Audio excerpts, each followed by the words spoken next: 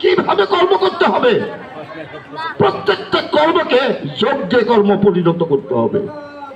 যজ্ঞ কর্মে শর্ত আছে, তিনি তৃতীয় স্পষ্ট ভাবে শর্তগুলো বলে দিচ্ছেন।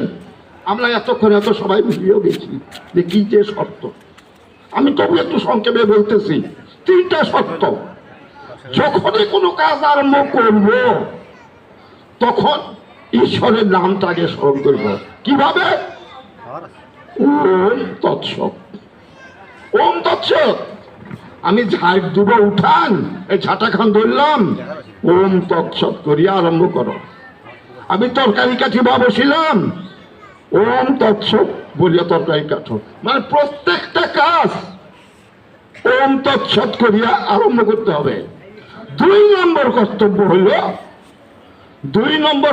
হইল যে যেন ফলের আশা না করি।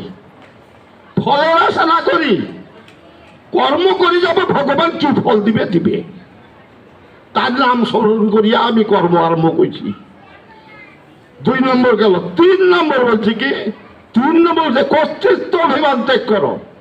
তার মানে আমি করছি এই বলা চলবে না, বলছে ভগবানে করাচ্ছি, আমি করছি।